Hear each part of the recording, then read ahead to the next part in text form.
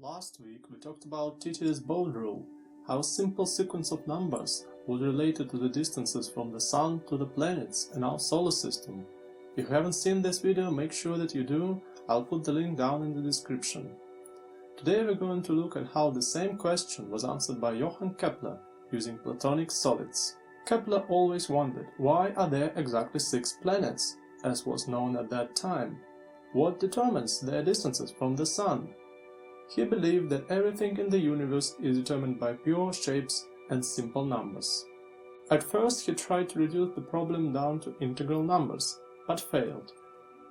Then he suggested maybe there are small undiscovered planets between Mercury and Venus and between Mars and Jupiter, but failed again. Later, on 9th of July in 1595, Kepler was solving some kind of geometry problem with his students. He drew the problem on the board when suddenly it dawned upon him. Circles were orbits, and each circle had an inscribed geometrical figure in it. The solution seemed to be so close, but Kepler failed yet again. According to his writings, after several days and nights of calculation, Kepler had his final idea. One can draw an infinite number of regular polygons on 2D space, but there are only 5 regular polyhedrons in 3D space.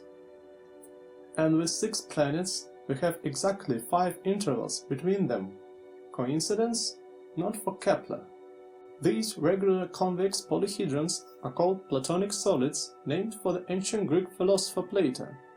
Basically, a Platonic solid is a solid where each face is the same, and each corner is also the same.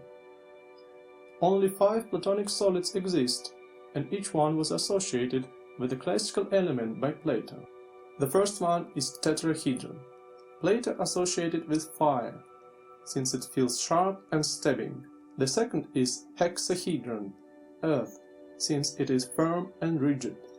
Next is Octahedron, air, since it is so small one can barely feel it. Then icosahedron, water, since it is so smooth. And the last one is dodecahedron. Plato remarks as the god used for arranging the constellations on the whole heaven. Of course, all of this may seem very naive to us, but let's not forget that was more than 2000 years ago. Now, let's move back to Kepler. In Saturn's sphere, Kepler inscribed a cube, with a sphere inside it which corresponds to Jupiter's orbit. Then tetrahedron with a Mars sphere, dodecahedron with an Earth's sphere, icosahedron with a Venus sphere, and finally octahedron with Mercury's sphere, with the Sun at the very center. Phew, that was heavy. But what do the calculations say about all of this? Well, as we can see, Kepler's findings were quite different from ones known at that time, but he still couldn't let the idea of pure shapes go, and so he suggested real spheres actually had a non-zero width. That's why there is some discrepancy in the data. And so Kepler published his Mysterium Cosmographicum.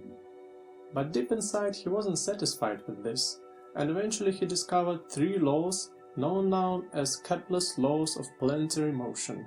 These laws are based on the fact that orbits are ellipses and not circles. Although his initial ideas were incorrect, in the end Johann Kepler was the first scientist to use physics to describe the universe.